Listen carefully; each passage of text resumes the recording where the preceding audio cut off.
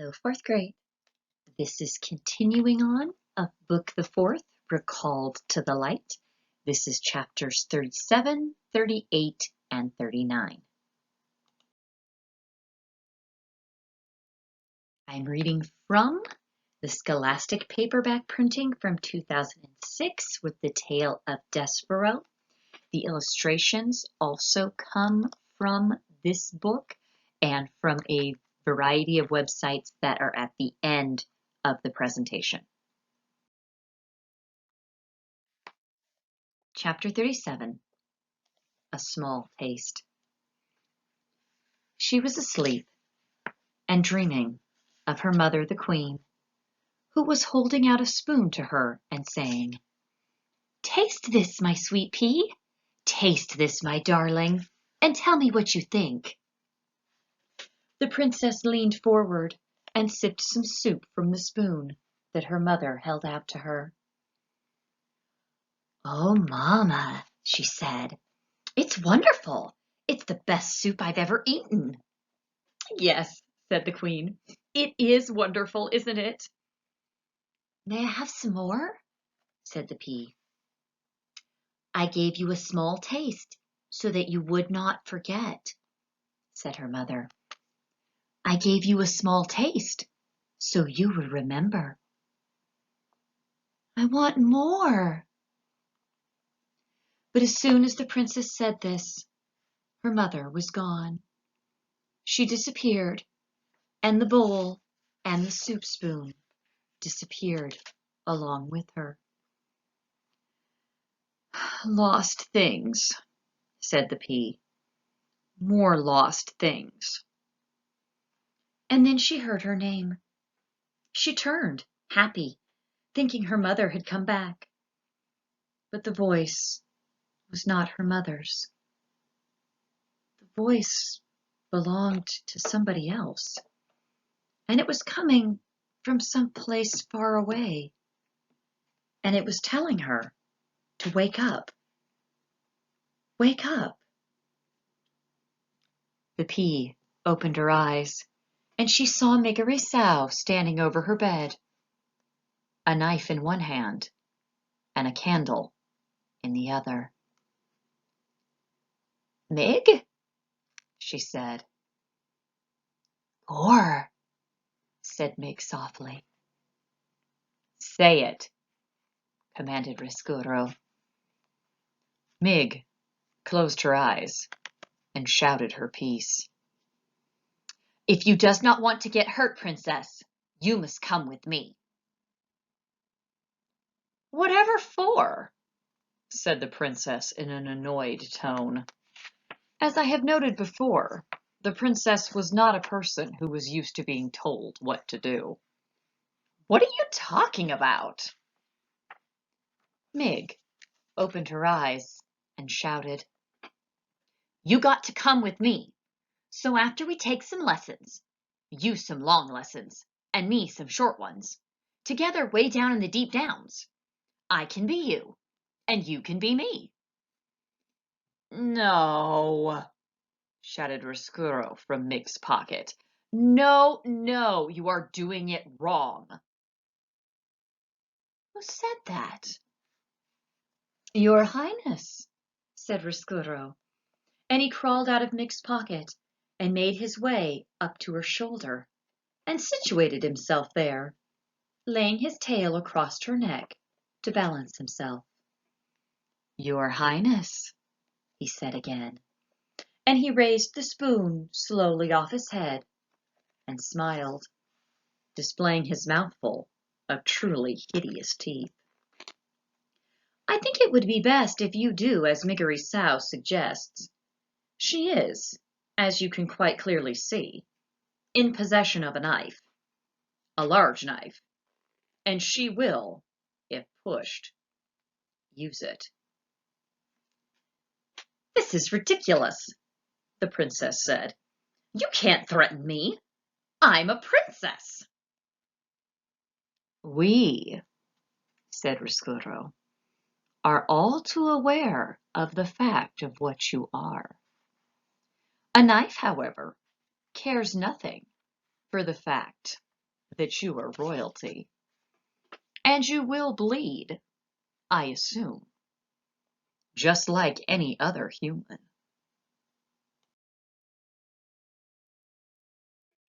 The pea looked at Mig. Mig smiled. The knife glinted in the light of the candle. Mig, she said, her voice shaking the tiniest bit. I really do not think, said Roscuro, that Mig would need much persuasion to use that knife, Princess. She is a dangerous individual, easily led. But we are friends, said the pea. Aren't we, Mig? Eh? Said Mig. Trust me, said Roscuro. You are not friends, and I think it would be best if you address all your communications to me, Princess.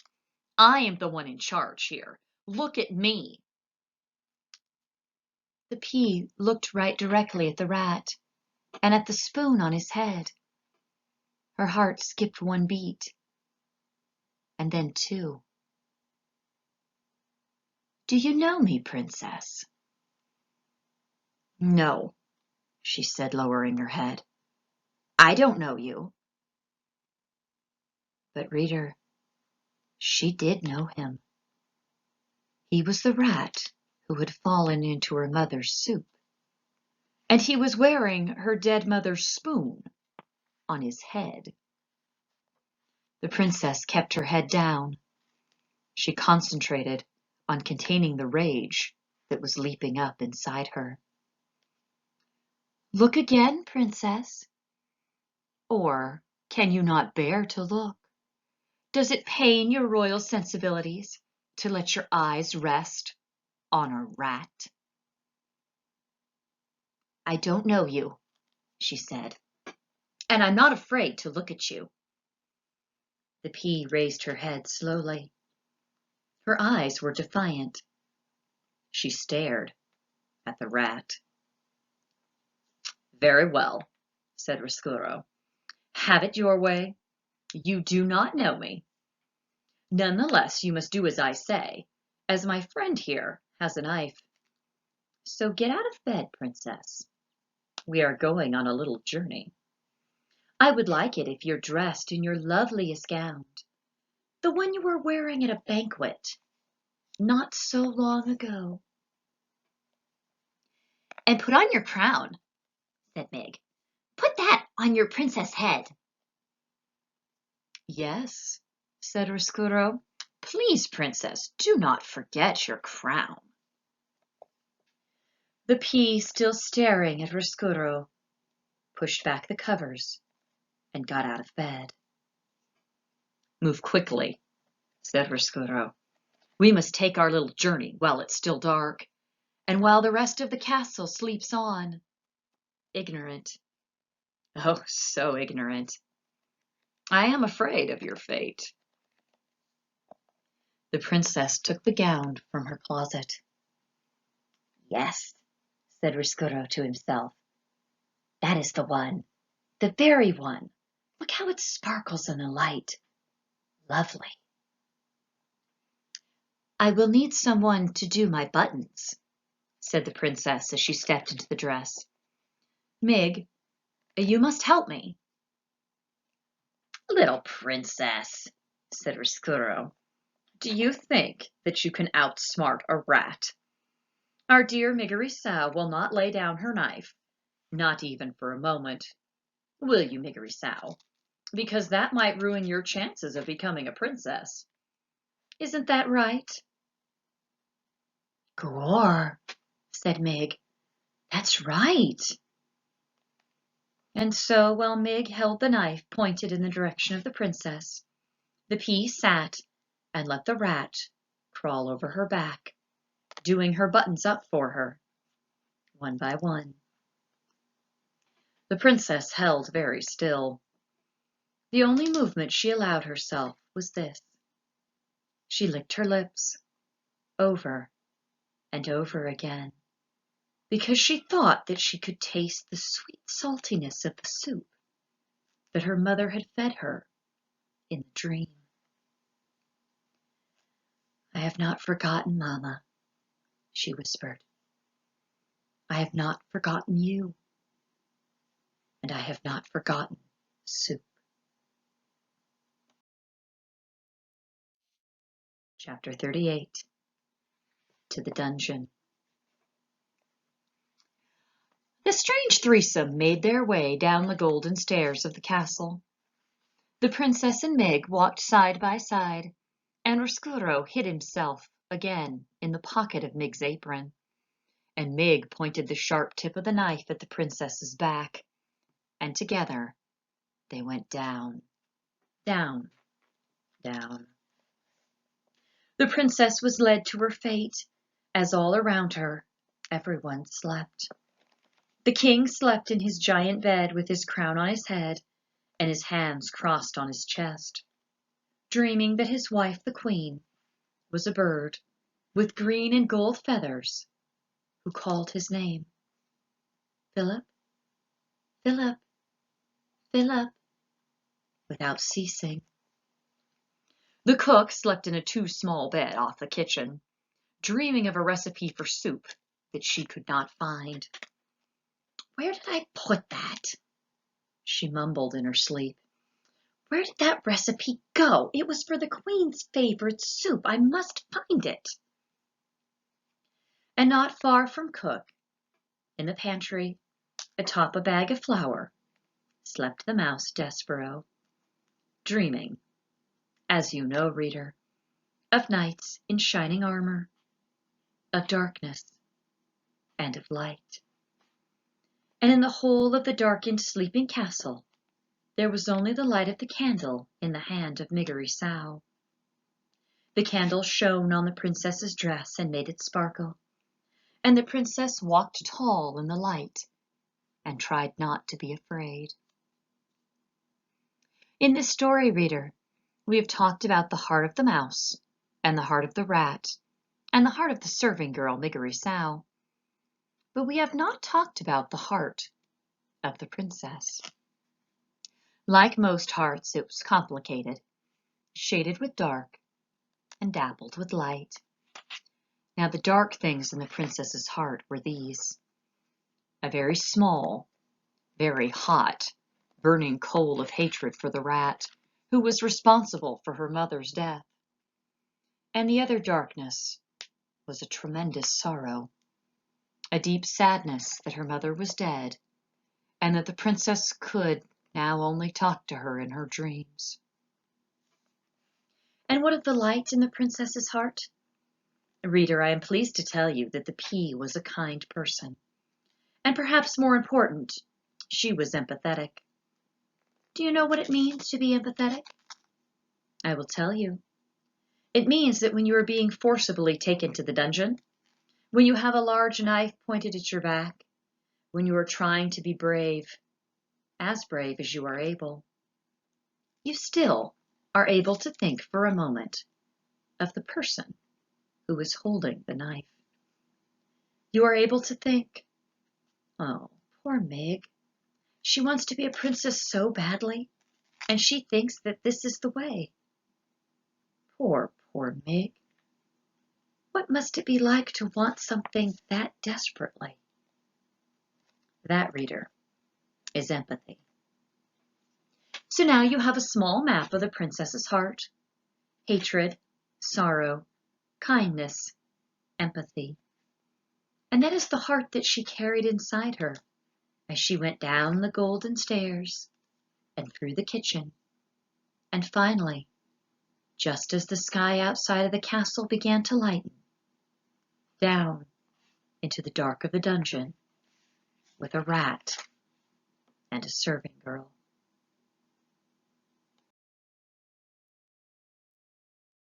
Chapter 39. Missing. The sun rose and shed light on what Roscuro and Miggery Sow had done. And finally Despereaux awoke. But alas, he awoke too late. I haven't seen her, Louise was shouting. And I tell you, I wash my hands of her. If she's missing, I say good riddance. Good riddance to bad rubbish. Despereaux sat up. He looked behind him. Oh, his tail. Gone. Given over to the knife. And where his tail used to be? Nothing but a bloody stub. And more foul play. Gregory dead, shouted Cook. Poor old man. The rope of his broken by who knows what, and him lost in the dark and frightened to death because of it. It's too much. Oh no, whispered Despereaux. Oh no. Gregory is dead? The mouse got to his feet and began the long climb down from the shelf. Once he was on the floor, he stuck his head around the corner of the door to the pantry and saw the cook standing in the center of the kitchen, wringing her fat hands. Beside her stood a tall woman, jangling a ring of keys. That's right, said Louise. All the king's men was down there searching for her in the dungeon. When they came back up, who did they have with them? They have the old man, dead. And now you tell me that Mig is missing, and I say, who cares? Despereaux made a small noise of despair. He had slept too long. The rat had already acted. The princess was gone. What kind of world is it, Miss Louise, where a princess is taken right from under our noses, and the queen drops dead, and we can't even take comfort in soup? And with this, Cook started to cry. Shh, said Louise. I beg you, do not say that word. Soup, shouted Cook. I will say it. No one can stop me. Soup, soup, soup. And then she began to cry in earnest, wailing and sobbing. It will be all right, said Louise. Cook brought the hem of her apron up to wipe at her tears. It won't, she said. It won't be all right ever again. They've taken our little darling away. There ain't nothing left to live for without the princess. Despereaux was amazed to have exactly what was in his heart spoken aloud by such a ferocious, mouth-hating woman as Cook.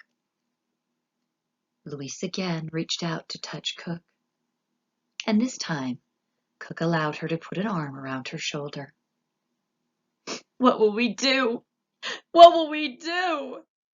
Wailed the cook. And Louise said, Shh, there. Alas, there was no one to comfort Despereaux, and there was no time, anyway, for him to cry. He knew what he had to do. He had to find the king. For having heard Rescuro's plan reader, Despereaux knew that the princess was hidden in the dungeon. And being somewhat smarter than Miggerisau, he sensed the terrible unspoken truth behind Rescuro's words. He knew that Mig could never be a princess. And he knew that the rat, once he had captured the pea, would never let her go. And so, the small mouse who had been dipped in oil, covered in flour, and relieved of his tail, slipped out of the pantry and past the weeping ladies. He went to find the king.